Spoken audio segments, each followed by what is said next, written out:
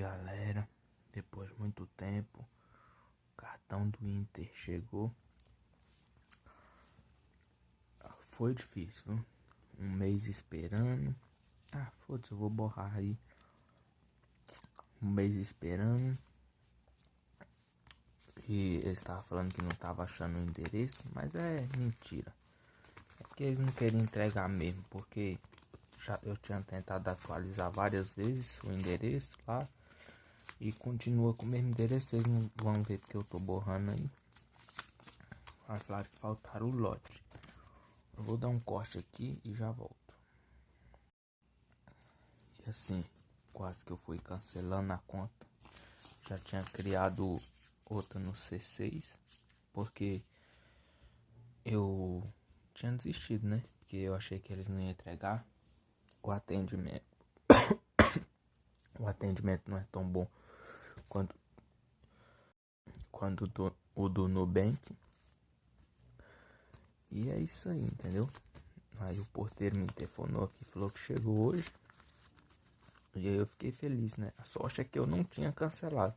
Mas eu já tinha chegado a excluir o aplicativo e tal.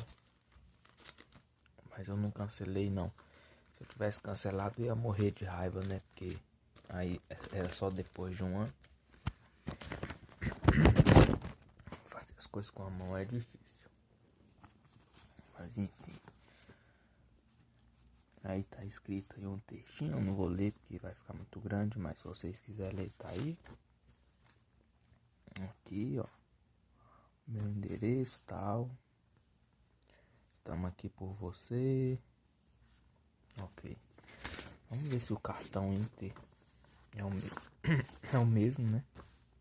Vocês estão vendo que mudou, né? Os que tem aí na internet é diferente. Vou dar um corte aqui pra tirar aí. Então é isso aí, ó. Sua senha pessoal. Mantém essa informação em segurança, tal. Seu cartão chegou. Demorou, né, porra? Demorou, mas chegou.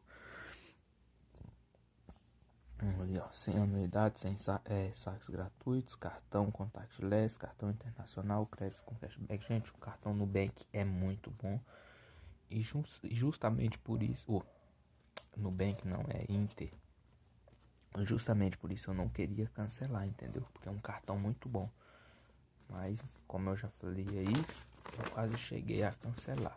Aqui não tem mais nada, aqui também não. E esse é o novo cartão deles. É diferente, né? Eu preferi o outro, mas tá bom, né? É isso aí, ó. Eu não vou mostrar atrás porque tem a numeração. E finalmente, nem acredito que o cartão chegou até agora. É nóis, falou, galera.